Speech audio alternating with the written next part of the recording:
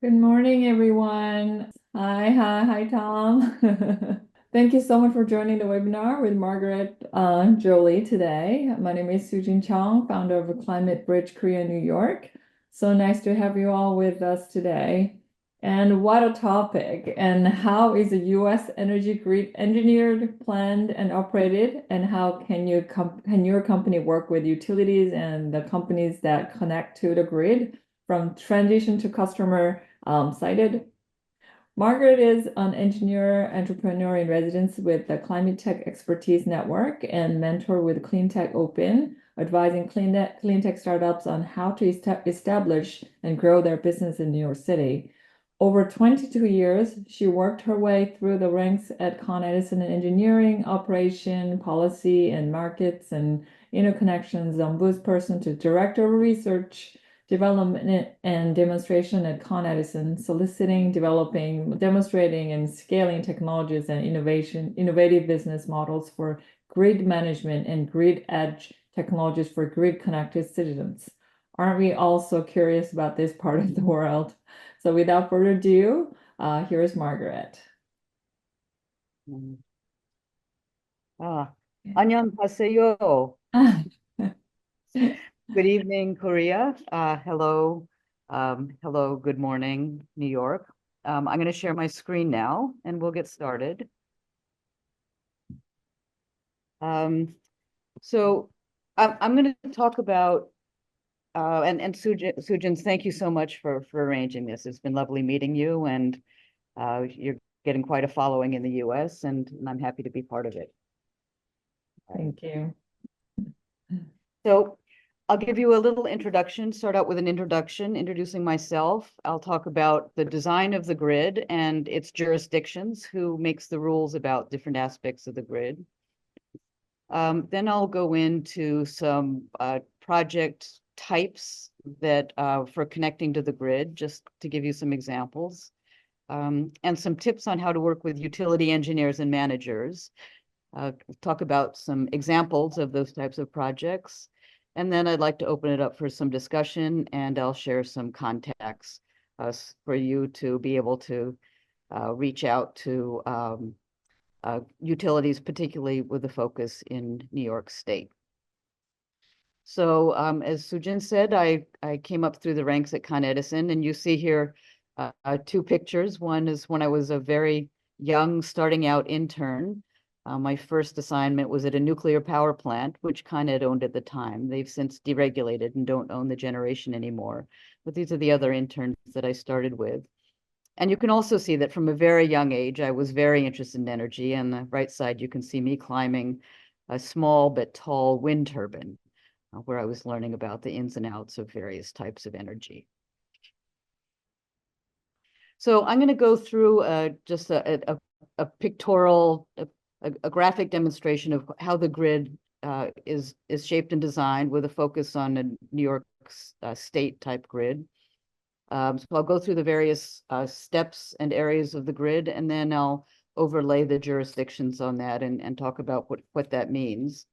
So the grid, typically the energy flows from the generating stations connected to high voltage. So that can be traditional fossil fuel generation. It could be large hydropower plants. It could be wind power, solar.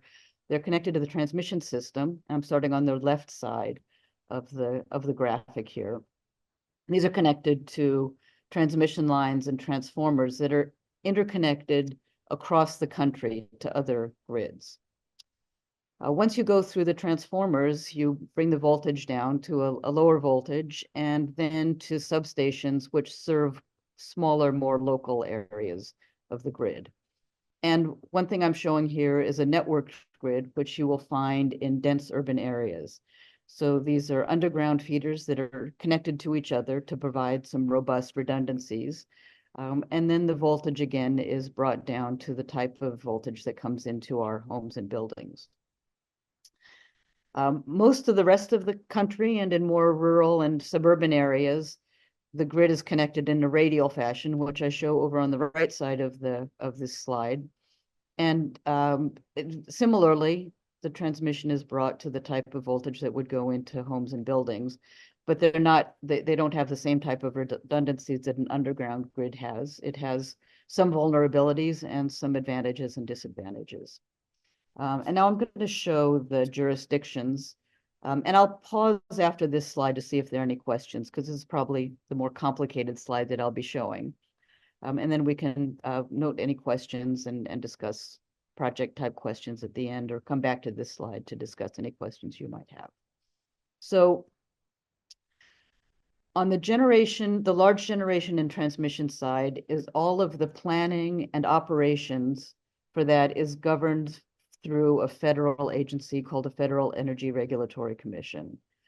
The energy itself can be privately owned or owned by unregulated subsidiaries of otherwise regulated utilities.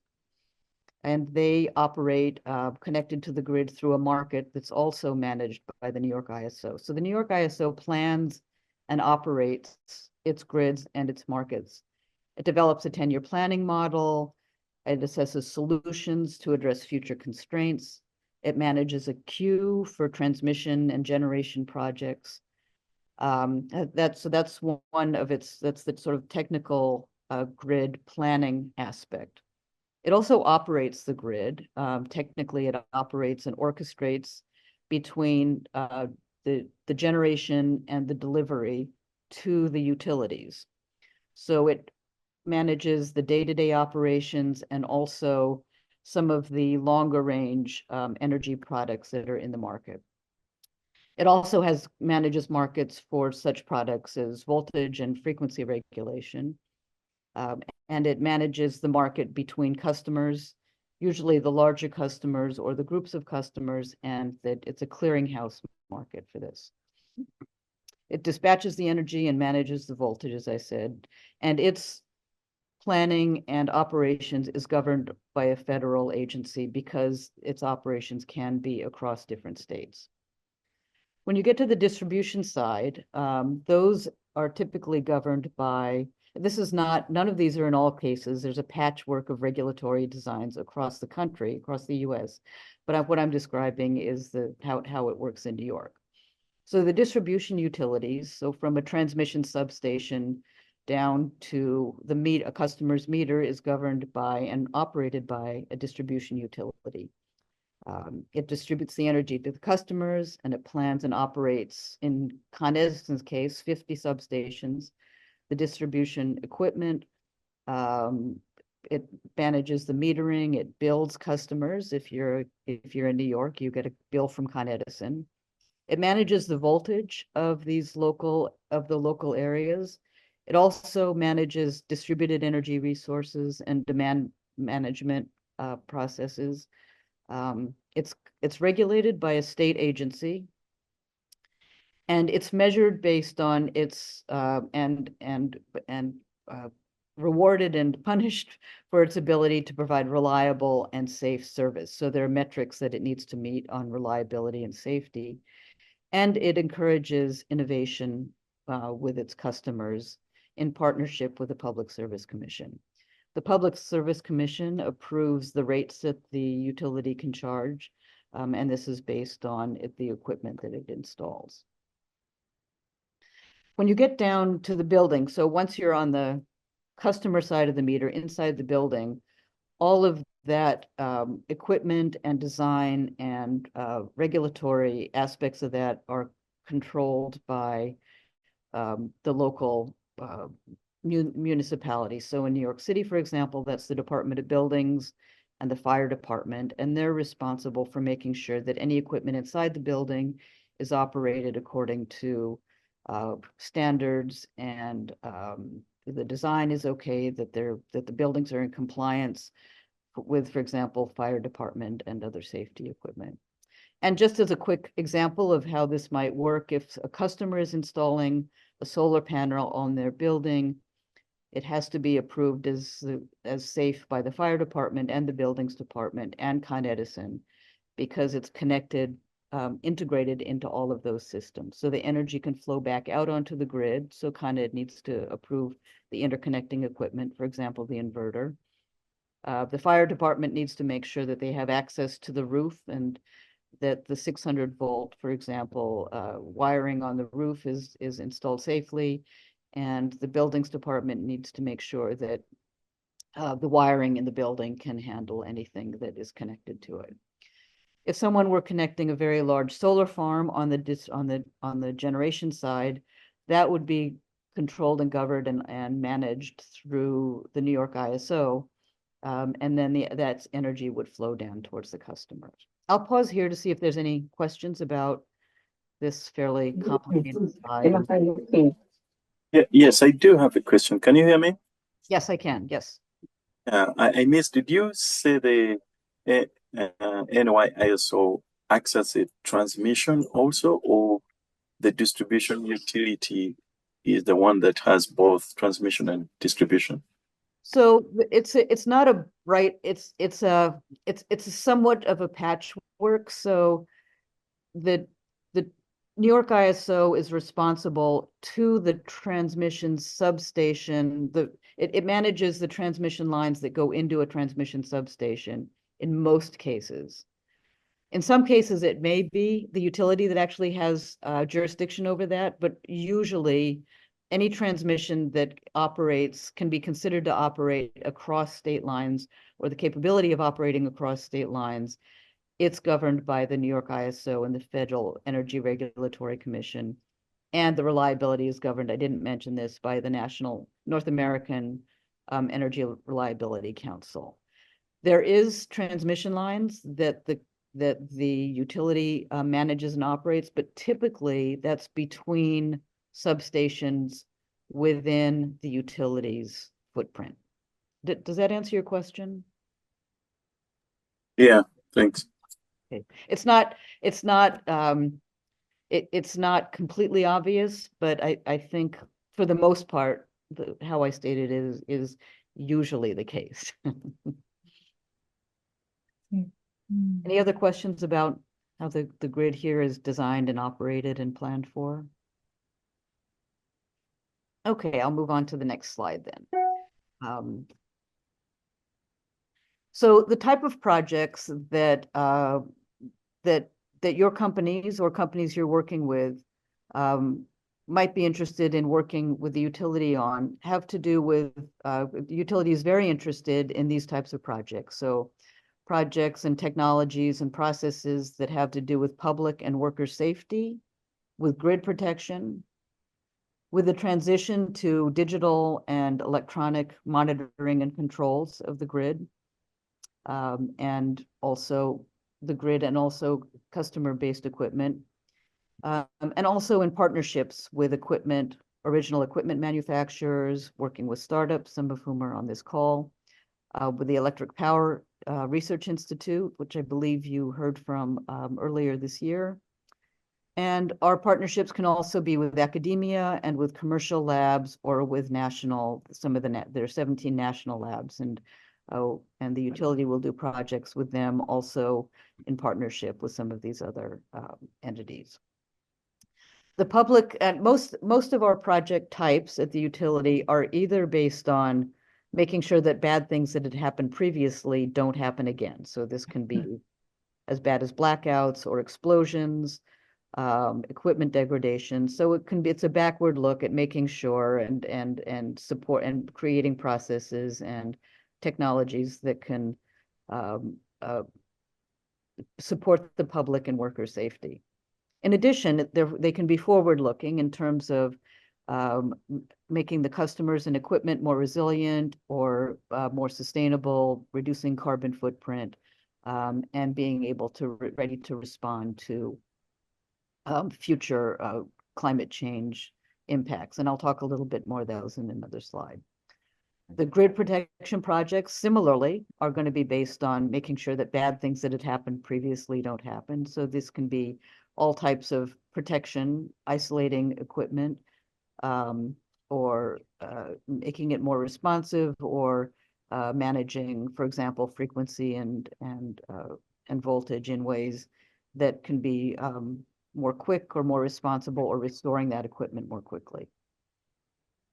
Grid protection generally has become much more intricate as more and more devices are connected to it, and as there's more information about those devices, And so the grid protection is a very interesting topic at the transmission level and also at the distribution level.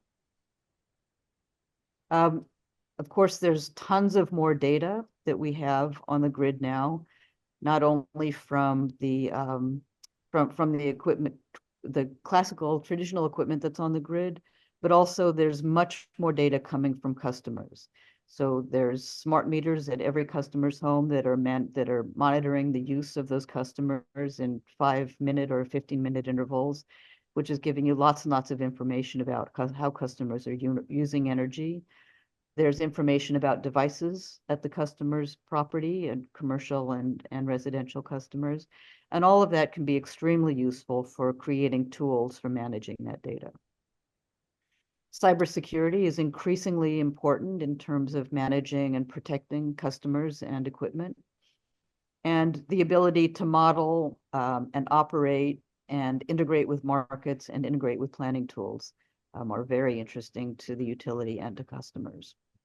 And the partnerships I mentioned, and I can answer questions about those later. But I'll move on to some of the ways that I suggest that you work with utility managers before I go into some of the specific types of projects. Oh, Yes. Margaret, there was a question in the chat box, like, well, what will be some specific examples of grid protection projects? If you can kind of give us an example. Of what protection projects? Grid protection projects. Okay. Yeah, So project.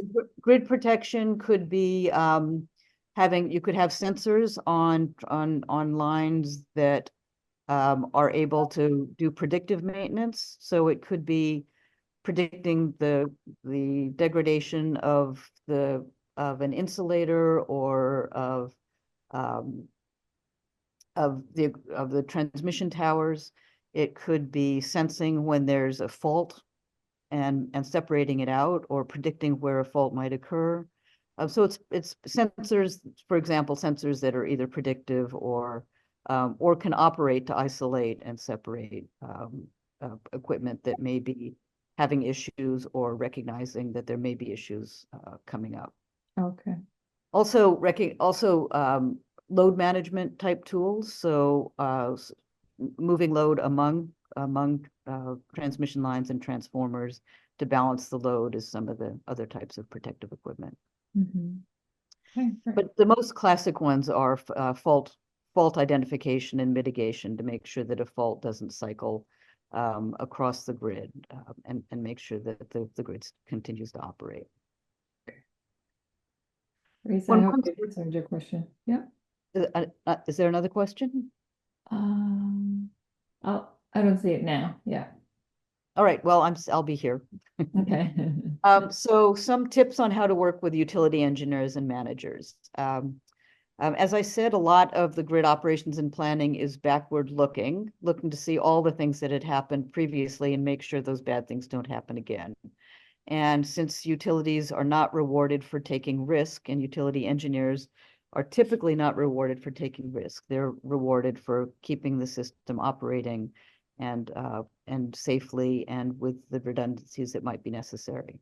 So the system planning models are based on history. So a system planner will look back to see what was the highest flooding, the hottest temperatures, the lowest temperatures, the highest loads, and they'll make sure that the system is designed and built to meet that past. They'll look back 30 years and look back to see what are the highest wind loading, for example, and the equipment is designed to meet that.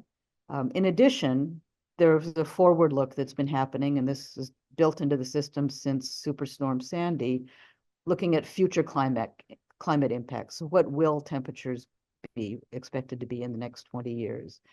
What will new loads be? Will electrification increase the loads? Will electric vehicles increase the loads on the grid? Will there be higher and lower temperatures, higher or sort of what we call weird weather, weird wind impacts? What kind of flooding and high tides can we expect? And now the equipment is designed not just to meet this past worst case scenario, but future expected worst case scenarios, and then with some redundancies built into the system.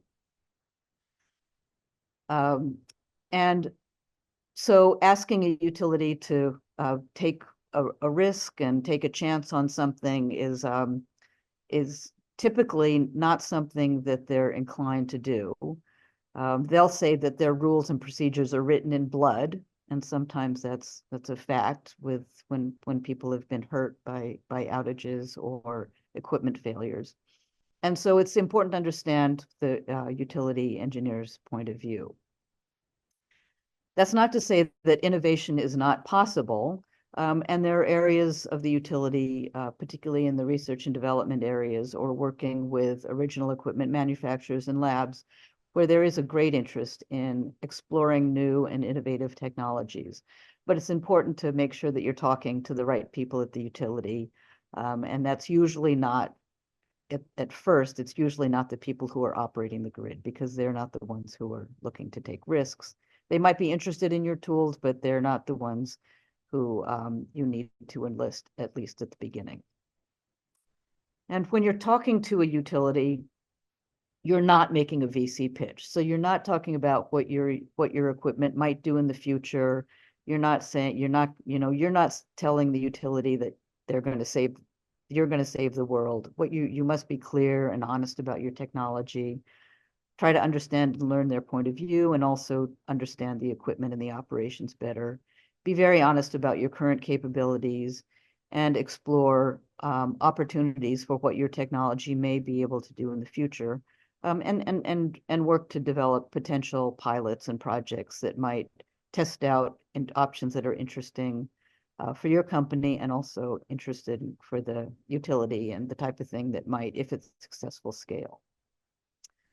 And then I probably don't need to tell you this, but I have met businesses that come in and say they're here to disrupt the utility model, and they're going to take away all the customers from the utility, and don't we want to work with them?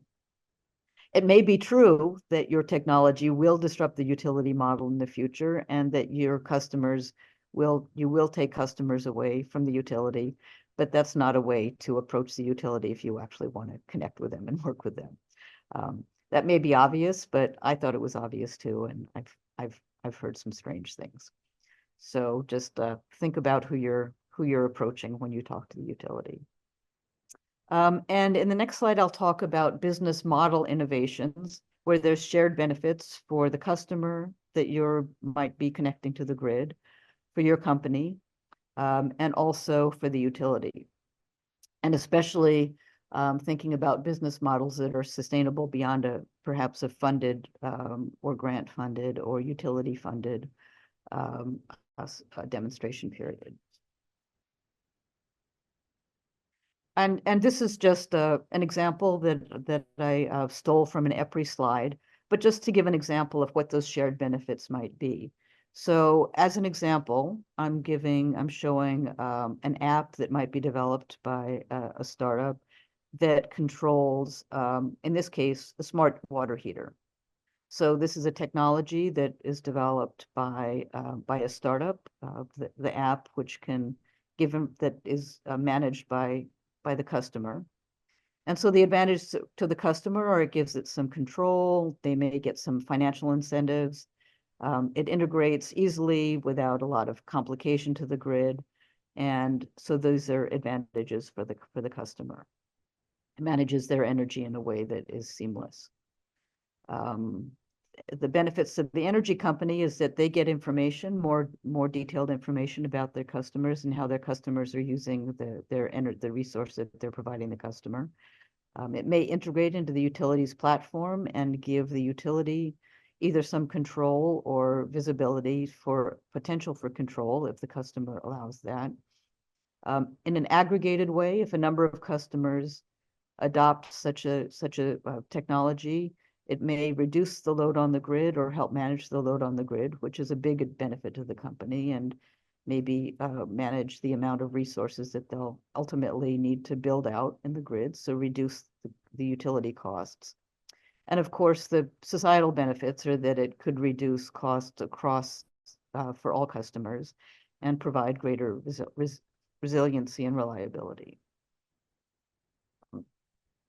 This is just one type of customer, but they're similar. Some similar types might be tools that do other types of efficiency projects, community solar management, electric vehicle, charging management or engagement, customer engagement, encouraging customers to install EVs and helping them manage their charging to reduce those costs. Some other examples of types of business model and innovative type of projects might be working among agencies. So as an example, a study was done that's posted on the Con Ed website that demonstrates different ways that the regenerative braking of the subway system could be captured through various types of storage projects, and that energy could be shared with the grid. This would reduce costs for the subway.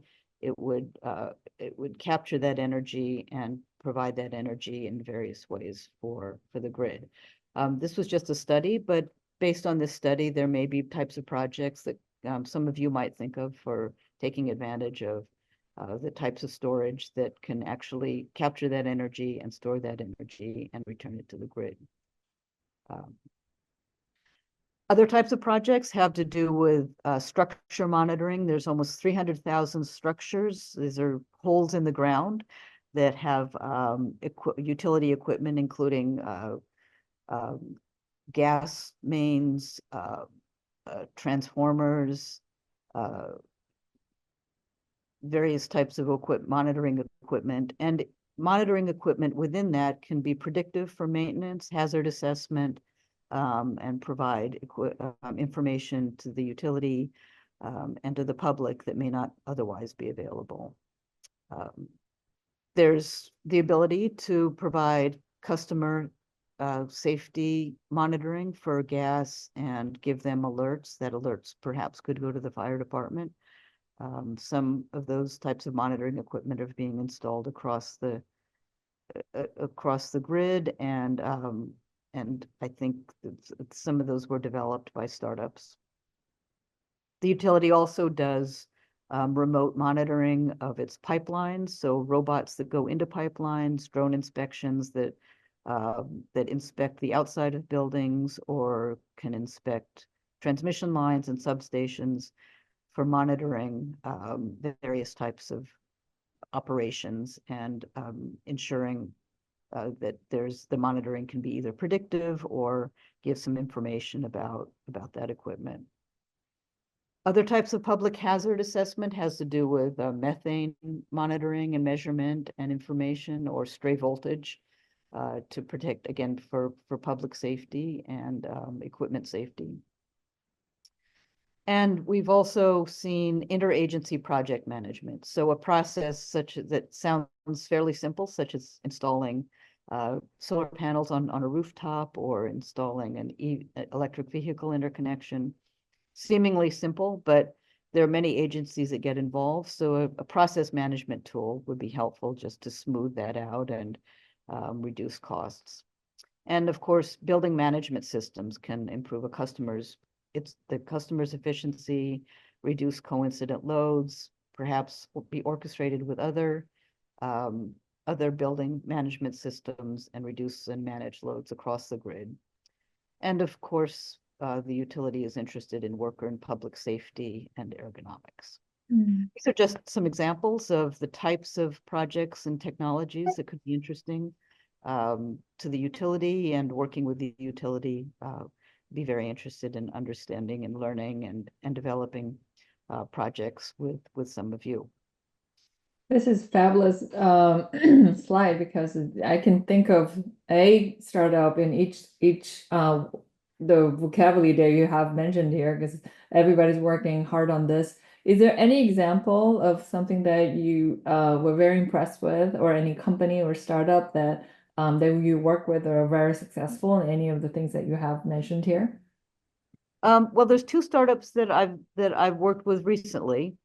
One that takes an existing ground penetrating radar. So this is equipment that you roll over the surface. You put it on a truck and it rolls across the street, and it can create a 3D model of the underground system that's very precise, so that before you do any work in the street, you know exactly what's under there. And if you think about what's under the street in a dense urban environment, you have water and cable and a various voltage of electric, gas lines, the subways down there. There's stuff that we don't know what it is that's down there.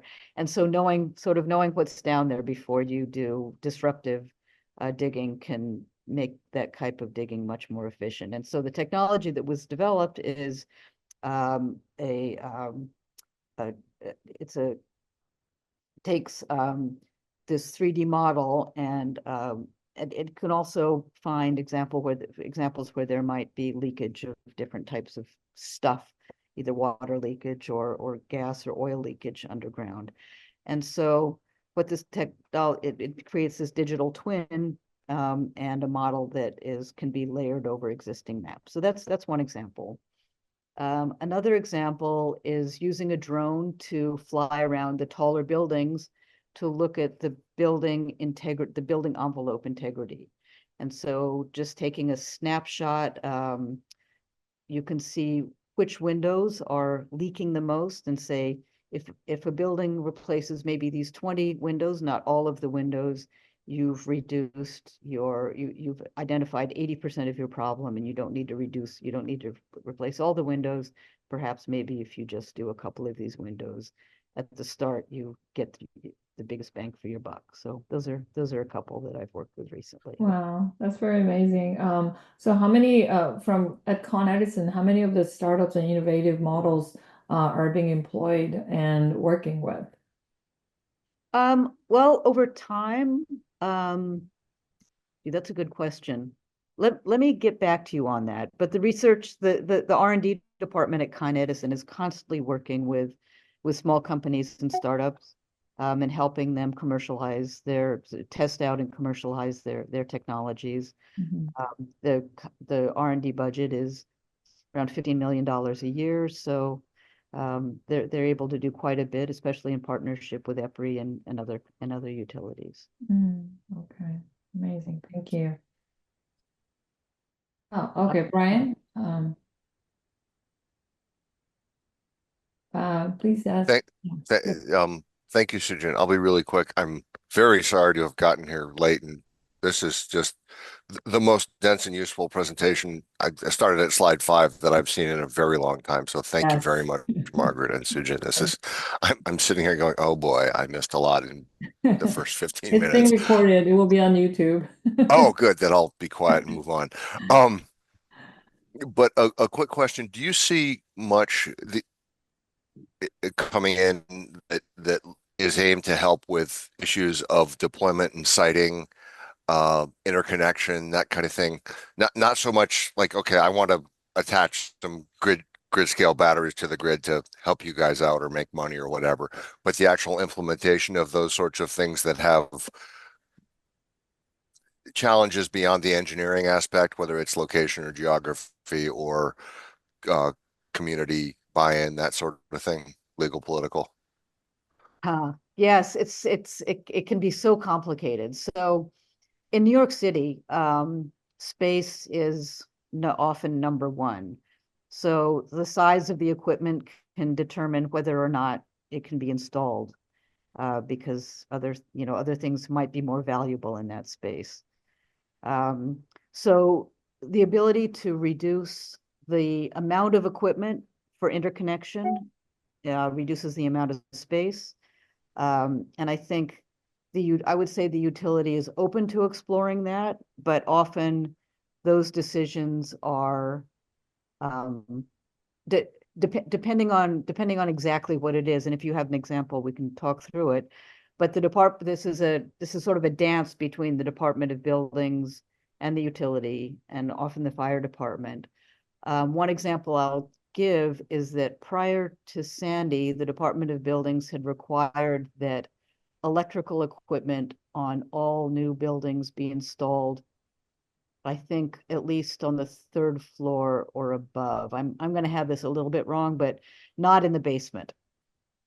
The real estate industry was kicking and screaming, not wanting to use valuable real estate for that type of equipment. And so the buildings that were built after that and complied with it actually survived the Sandy flooding much better than those that hadn't. And as a result, all new equipment, of course, electrical equipment is at this higher elevation.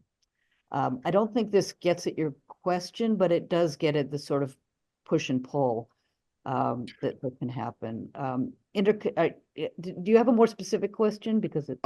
Actually, I think you sort of pointed toward a broader answer than I was even asking, which is if somebody has an innovation of that sort, and I've seen several, and I'm interested in becoming involved and just helping out professionally. So I don't have a specific answer, but I know that when it comes to, for instance, grid scale storage to improve the timing of renewable supply and so on, finding a place and getting buy-in and getting connection are probably much bigger issues than what sort of battery you're going to have, whether it's iron or lithium or whatever. But what in your answer, I also heard a suggestion that a really good thing to do for anybody who wants to maybe has a software or has a technology or something to help with these sorts of deployments is go to the other guys first and get some sort of positive dialogue and then talk to the utility, because that's going to have to happen anyway. And the utility can get inundated with great ideas, but the other side still has to, or the other side still have to agree. Does that make some sense? It does, but I would also say it's important to understand what the utilities require, what the utility says their requirements are, understand them, and if you want to do something that's a little bit different, I would say work with the engineering experts to see if there's something different that can be done. So Because they're already doing all the great ideas that a startup might come up with, probably, or lots of them. I would never assume that. So, and this is where it might come to policy. So, and you know, one thing I said earlier is that the utility is not generally interested in exploring something that increases risk in any way. So the grid is built in with a lot of redundancies, and the building I live in, for example, needs one transformer, one 500 kVA transformer to supply it, but there are 3 connected as part of the system design.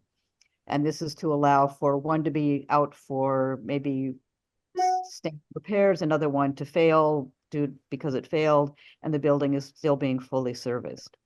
But that's a lot of equipment, and that's a lot of redundancies. And in some cases, if you have a technology that can, for example, if I had a battery in my building, I might want to have a conversation with the utility saying, this is my 3rd redundancy. Perhaps I don't need to have as much equipment. So these are, right now, this is not a system design, but it's not inconceivable that it could be a system design change. Thank you. Very helpful. Great. Move on. Oh, so we came to a screaming halt at so this is and again, this is being recorded, and I'm always available to have these types of conversations. My contact information is here. The email is a good way to reach me. If you want to explore just general innovation type questions, I would reach out first to Eric Davis at Con Edison, and his email is here, and he may point you to the right person to have the conversation. He's connected to R&D and to the operations, and can point you, and also works with EPRI, so point you to the right entities at Con Edison that would be interested in exploring the types of things you're thinking about. There's a new DG ombudsperson, and Constantine is the one that you'll talk to if you're connecting any type of distributed generation or type of project and want to think through maybe doing something a little bit differently. And then if you're outside of the Con Ed area, but still in New York State, the New York Public Service Commission has a website that connects you to the ombudsperson at each utility, and they can help you out with sort of innovation questions at each of the New York utilities. Outside of New York, I would contact EPRI, and they may connect you with the other utilities that you might be interested in working with outside of New York. And I have connections at some utilities, so if you hit a brick wall, reach out to me and I'll see what I can do for you. That's amazing. Thank you so much, Margaret. Yeah, do we have any questions at this point? Yeah, Sujin, if you don't mind, I just wrote it in there. Okay, Brian has responded. Okay.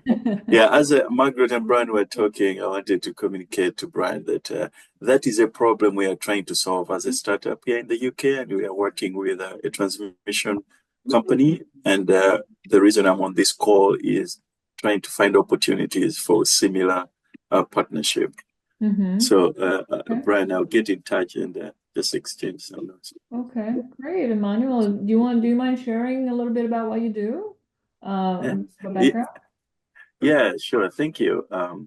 My company, All Sites Limited, has been around 4 years, and the three directors, we are former energy, oil and gas folks, over 50 years, developing all kinds of energies around the world and projects. And we've created a global visualization tool that aims to be a single source of truth for developers and authorities like utilities in how they best site viable projects. So basically, we are you think about it as trying to digitalize the consultancy workflow and permitting workflows because there's a lot of time lost when developers get in line at the wrong substation or the wrong place to connect. And then there's a lot of time and money wasted by utilities looking over applications that are speculative or not viable. So we want developers to self-screen for siting, and then we want utility companies to have a true demand, a true nature of the demand that is viable, that wants to connect. So in short, that's what we're trying to do. Okay. That helps me understand the question you asked earlier about the jurisdiction of the transmission lines. Yeah. And I will be in touch, Margaret. I really appreciate your information. One thing I think I didn't stress quite enough is that the operation and security of the transmission is governed by the North American Electric Reliability Council, which has much stricter requirements about what's connected to the grid and how it operates. So in terms of managing cybersecurity, as well as I'll just give one example. Most substations controls are still hardwired to ensure that there's no other way to get into them. So just an example that it's important to understand the requirements of the Reliability Council when you're thinking about doing work that's connected to on the transmission side. Okay, that's great. Any other questions to answer now? I guess, Margaret, I'm curious in general. You've maybe alluded to once or twice some of the conservative perspectives, philosophies of utilities about using historical information, and obviously you're very Con Ed focused. And after Sandy, okay, we can look to the future because the past doesn't always completely inform the future, but as we see every day now. But overlaying on top of that, things like a very conservative approach and needing to see hard evidence and redundancy and so on. I'm reminded of a very short conversation I had with the president of I think it was Eversource, who said, "Yeah, we couldn't we can't do something until we know it works," which is fine and conservative. And he mentioned something about having a battery plant out on Cape Cod that they didn't know about it, and then there was an outage and it performed. So then that was good and they could move forward, which is great, except as we know, that to put it mildly, that perspective tends to slow things down because you can't plan for the future if you're only looking at the past. And if you need something to work before you'll try it, there's a bit of a chicken and an egg issue. Are you seeing any sort of, and I think you've alluded to this, are you seeing any sort of changes in utility perspectives and I guess ways of thinking? And if so, are they in certain areas within utilities? I think you did allude to this in one of your slides. And do you see differences in the Northeast if you're sort of in touch with that within utilities, or is it sort of across the board a realization that maybe we need to have an innovation department that we will actually let do something? Or, I mean, without going too far into it, what is because I look at getting a job with a utility, then I think, I'm not a utility guy. I'm an innovation, finance, and accounting guy, and it might be just pointless. Or is that not really seeing the whole So, picture?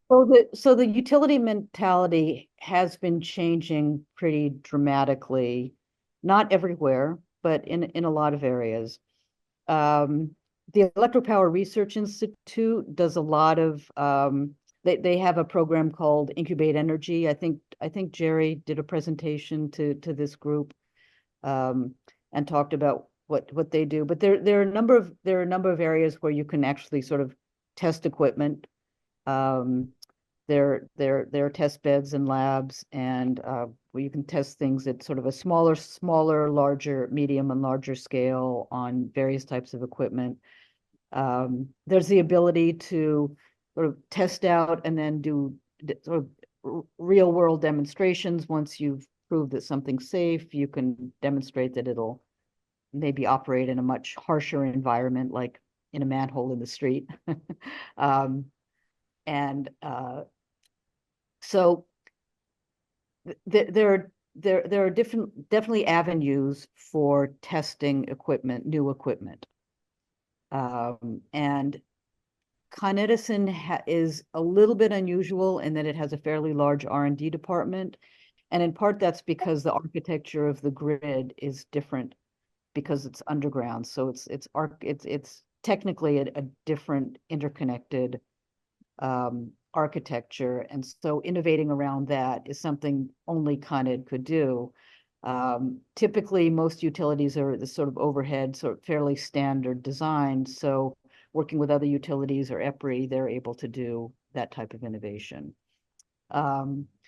So some utilities are sort of moving towards innovation, kicking and screaming. Some of them are getting ahead of it. It depends on the innovation, of course. But there's definitely the ability to do, especially around clean energy I'm going to say, probably most of the Northeast utilities have embraced the fact that they have to sort of get cleaner. And some other utilities, yes, and some other utilities, not so much. So I'm out in Connecticut. Are there ways to look from the outside non-invasively at a utility and either get a feel for its level of innovative shift or where to look within that, like buzzwords or titles or departments? Or obviously if it says innovation, that's good, but that may just be a file in somebody's desk that doesn't really go anywhere. It might be, you might be able to talk to somebody at the state governing body, so the Public Service Commission, and see, because they lay down the law and they approve the budgets. And so if they're not supportive, then you're not going to get very far. Thank you. But I would look for the sort of innovation titles. And if they're an EPRI member, you might find who the EPRI member is, the Electric Power Research Institute. I'm not sure if Eversource is or not. So some are not then. I hadn't realized that. No, it's an expensive membership organization, and some are and then aren't and then are and then aren't. So it's not, yeah, it's a private membership organization. But that's at least an indicator. Yes. Thank you very much. That's extremely helpful. Deep in EPRI makes sense. Another organization called CEATI is out of California. They do something similar. It's CEATI. They're Canadian. I think they're based in Montreal. They do some very interesting, technically innovative stuff. They're a little more nimble, I think, than EPRI, and worth looking into as well. Thank you. Okay. Appreciate it. Okay. That's amazing. Okay. Threads to pull. And reach out, if you have something specific, and I can take a look at Eversource for you and see if I can scratch the surface there as well, if you'd like. Great. That's great. Thank you. Thank you. Is there any other questions that Margaret can answer at this point? Okay, Tom. Yes, Margaret, so several of the companies that I funded have demonstration projects with utilities. So let's take an example, curbside EV charging or lamppost EV charging. Is it safe to assume that a utility like Con Ed might pick 3 or 4 different companies to all do demonstration projects there?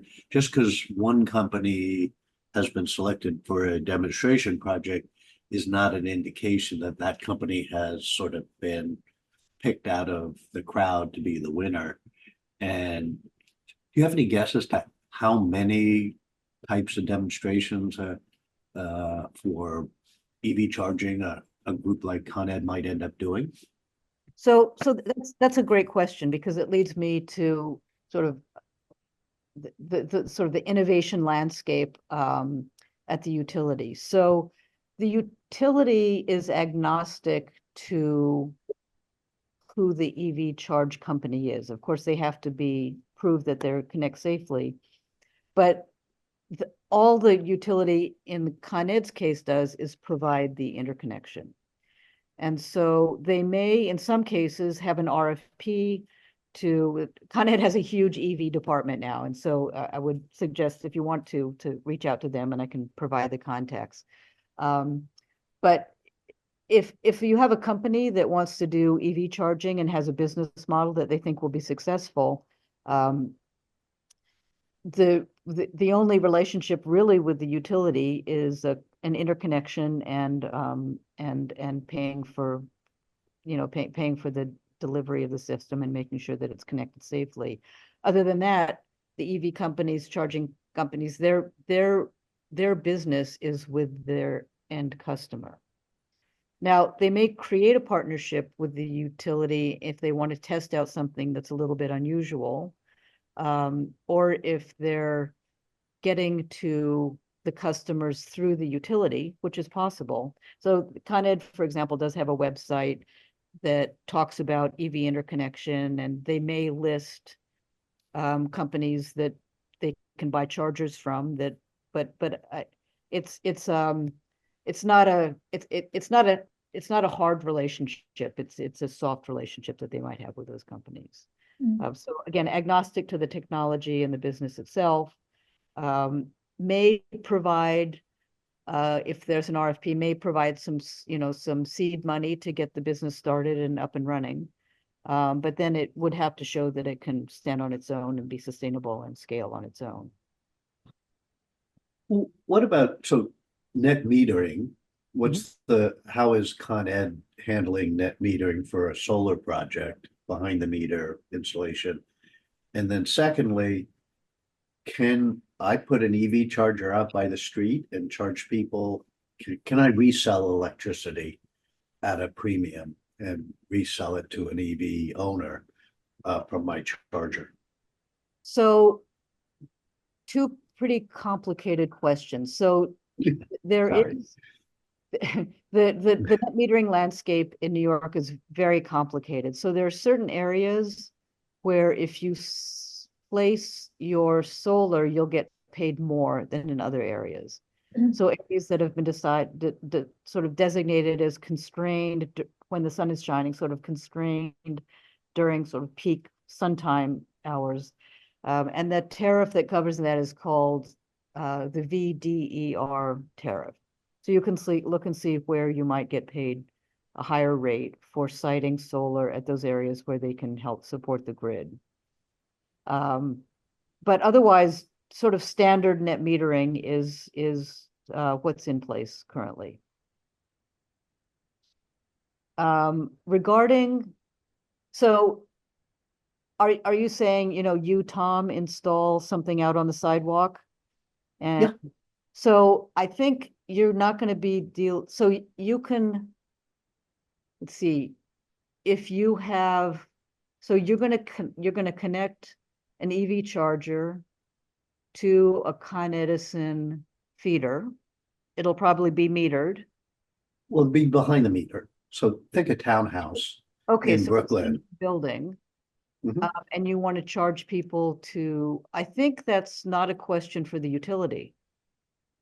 Okay, it's So they're political or, I don't, if, I think so, in this case, you're setting up a business that's gonna, you're being metered to buy electricity from Con Edison, and you have a business for charging whoever wants to.